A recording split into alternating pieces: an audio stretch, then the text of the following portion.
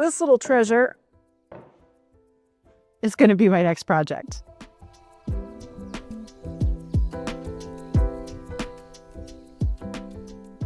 This washstand is actually from the Eastlake era, which means it was built somewhere back between the 1870s and 1890s. It's old. It has seen a lot of life and it's ready for another go around. My next door neighbor is currently cleaning out her mom's house and brought me this and its sister piece to try and spruce up. And I'm pretty hopeful that I can turn it back into an heirloom worthy piece for her. The chunkier, squared off proportions are pretty typical of the era. A lot of Eastlake pieces had some beautiful spoon carved designs or incised details, but this one's more clean and simple. Oh look, spare parts. It has been painted a few times. I can see bits of a creamy yellow, a brighter turquoise, and this white. And I suspect that under all of this is some nice solid wood. I'm guessing some expensive oak, but from what I can see on the back and the guts, they're a mix of pine and poplar. Is that an 86? 1886 maybe?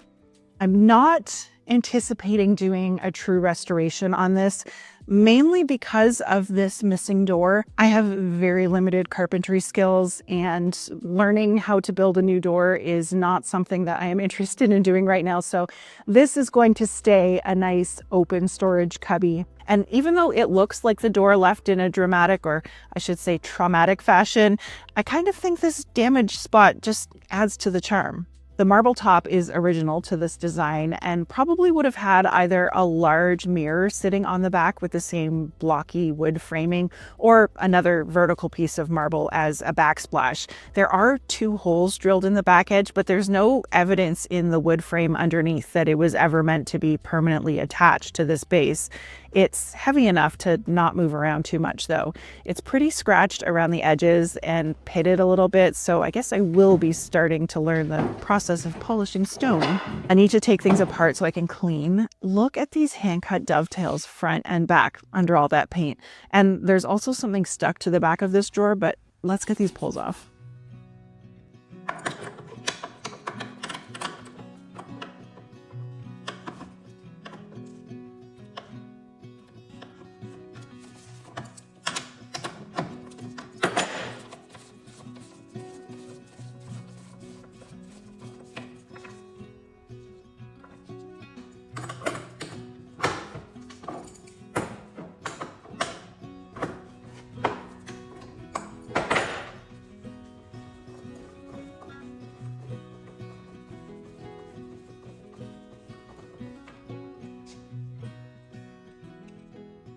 Before I get any further into this, it's probably a good idea for me to test this for lead. It has been painted a few times and there's a chance because of its age that the original finish could have some lead in it too.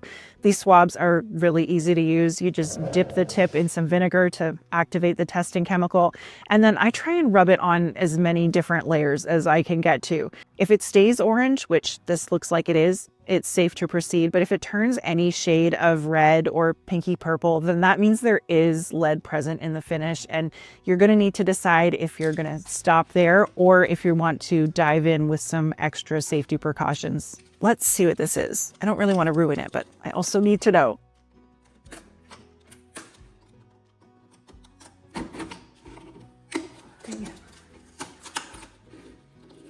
Oh, it's just hiding a knot. Just covering a hole in the drawer.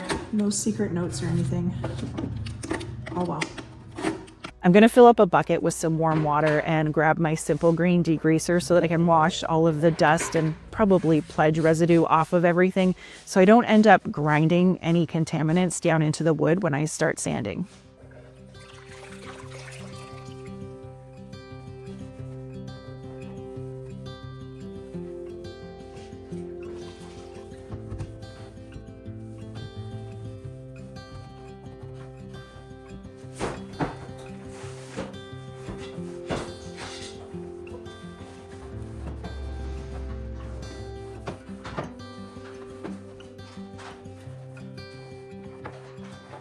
It's all dry now. I think I'm going to start with some 120 grit sandpaper to smooth out as much of the texture in all of this paint as I can and just clean up all the messy stuff around the edges and the sides of the drawers.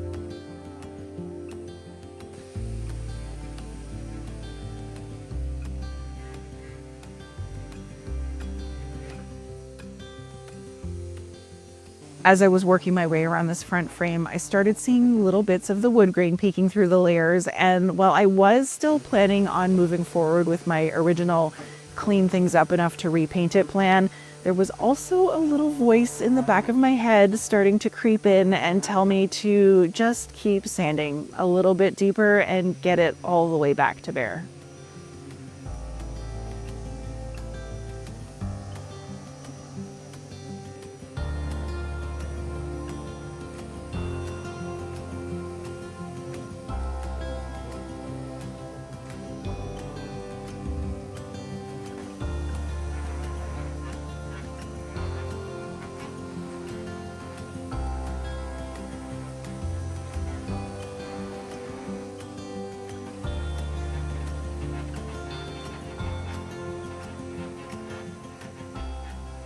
This drawer is what officially changed the course of this project. I got the paint off of this center plaque and look at that burl.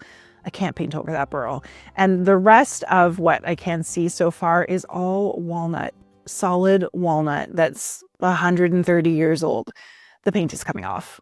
The burl grain on the drawer plaques is a veneer or super thin layer of that wood that's glued on to the thicker board underneath, but everything else here is solid wood that can handle a really good sanding to grind away the paint and top layer of wood fibers. So I'm just going to stick with this removal method for the rest of all these really nice flat surfaces. It's quick and it's coming off pretty easily. And then I'm going to use some acetone and a soft brass bristle brush to try and scrub the rest of the paint out of the damaged areas or any small details and seams that I can't get to with the sander.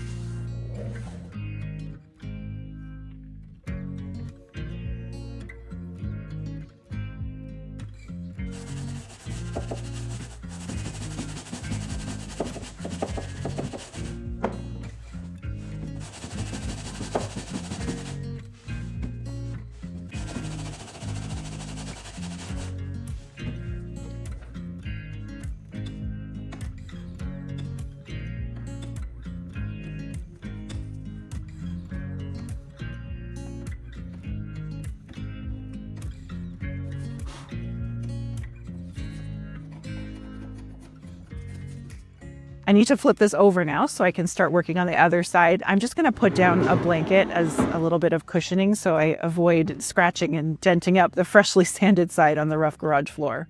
While I was working on this, I was thinking about the other two drawers and not wanting to sand through that veneer panel in the center or mess up the carved wood keyholes. So I popped over and spread a layer of some chemical stripper on them to hopefully break up the paint in a less aggressive manner while I finished sanding the cabinet.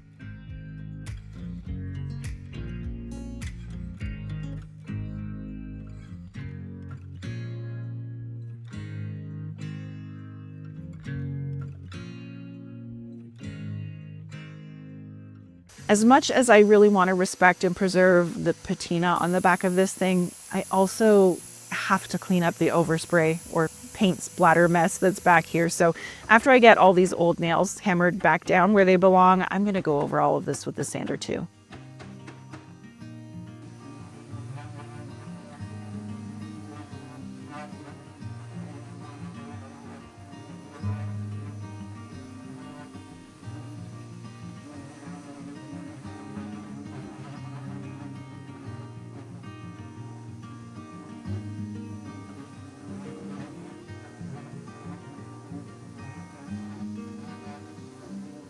think if I pry these feet all the way off, I can get the last of the paint off of them and the bottom edge of the cabinet. They look like they're all held in with just a few really old square nails. So I'll get them cleaned up and then pop them right back where they were. Maybe add a few new nails if I need to.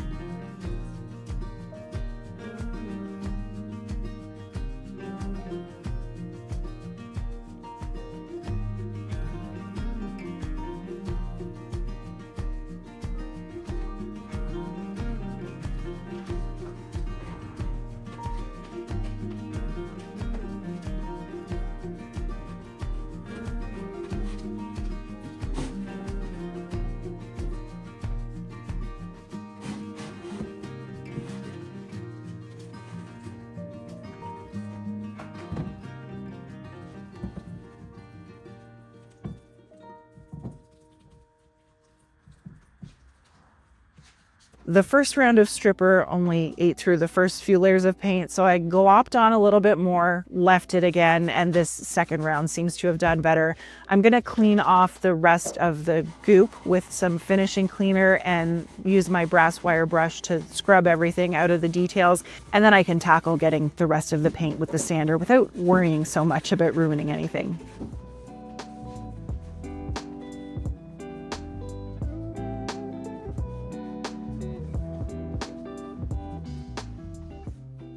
I can't really unpaint the inside of the drawers without completely taking them apart, and I really don't want to risk breaking anything by attempting that, so I'm just gonna play it safe and I'll put some new paint in here and on the inside of that cubby hole because it's all just pine and it was never meant to be seen anyways. The extra piece of wood that was in the top drawer looks like it belongs down here as a drawer runner that just keeps this bottom drawer from wobbling around side to side. So I cleaned up the wood with my sander and I'm just gonna glue it right back in place. That's how it was originally installed.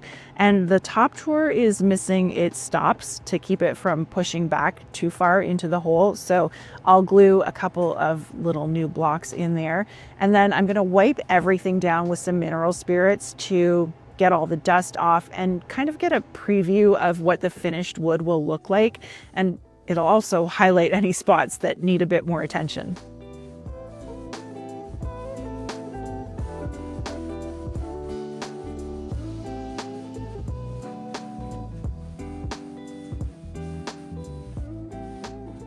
Some masking tape will get me nice crisp lines. And now that I know what the wood is gonna look like once it's finished, I'm gonna use this complementing dark brown shade from Fusion Mineral Paint to cover up the white and blue mess. This stuff has a great built-in top coat, so once I get 2 or 3 coats on, it won't need anything else.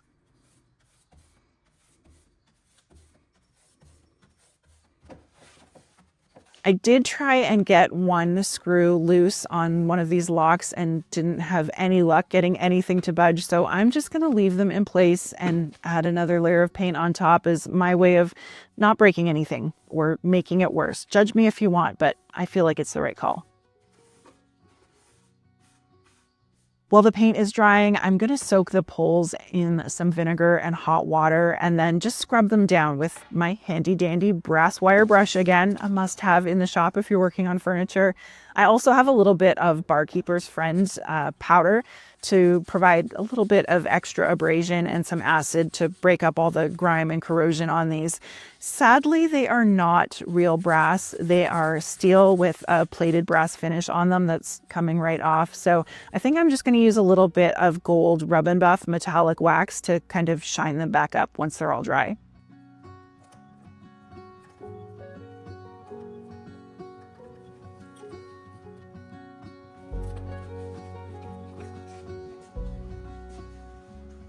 This is Odie's oil. I was totally influenced to buy this little jar over a year ago by Angie over at Transcend Furniture Gallery. I've only used it once so far, but I think it's going to be the perfect finish for this gorgeous walnut wood grain. It's super easy to use. I'm just taking a small piece of a non-woven buffing pad, rubbing tiny little bits of this into the wood and letting it sit for about 30 or 45 minutes, and then I can come back and buff off any excess. You don't want to put on too much because the more you put on, the more you're going to have to buff off. It's a natural hard wax oil finish. No solvents, no harsh chemicals, and it works by enhancing and protecting the wood by bonding with the top layer of fibers and hardening them as it cures. It's going to leave a really nice, silky, smooth surface that's stronger than the bare wood and water resistant.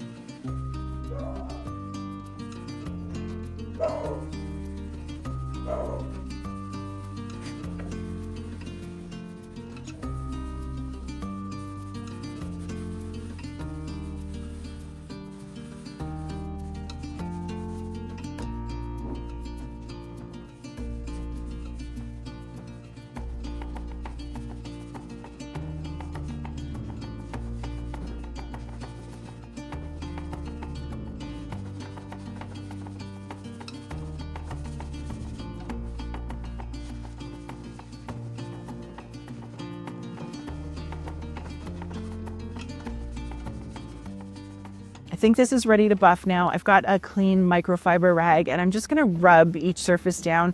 You can kind of feel in the rag that it's a little bit sticky or there's a bit of resistance as you rub. And once that feeling goes away and it starts just gliding across the area, you're done.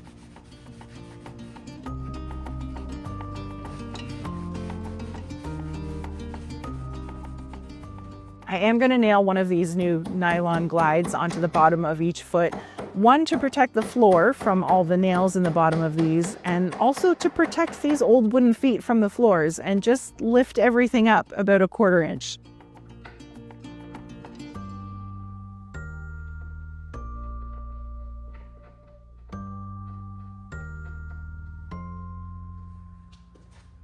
All right, the last step is to clean up this marble. From my 5 minutes of YouTube University on this subject, I've purchased this polishing kit and stone wax to help me out. But first I'm gonna clean everything off with some Dawn dish soap.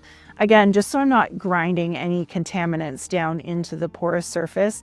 And then I'm going to work my way through all of these different grit pads, starting at 50 grit, going all the way up through 3000 grit on this drill attachment. I'll have to keep the stone wet as I go, so I'm not creating too much heat or making scratches worse, and buff out or polish out as many of the imperfections as I can. At the end, I should be left with a nice satiny finish, and then I can put the stone wax onto that for some extra protection. I don't really have any expectations of this being perfect, but I'd like to clean up the scratches around the edges and some of the pitting if I can.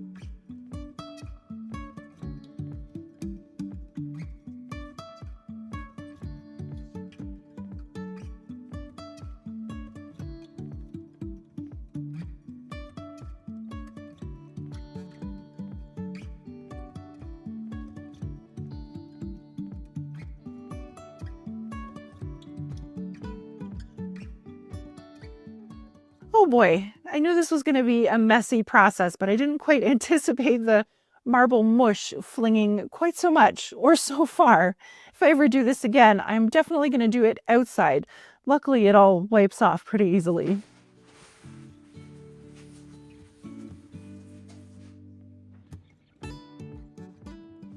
This part is just like waxing your car. This is a blend of beeswax and carnauba wax, and you buff it on, leave it to dry for about half an hour, and then I'll come back with the last attachment in the polishing kit, the felt buffing pad, and buff off any excess.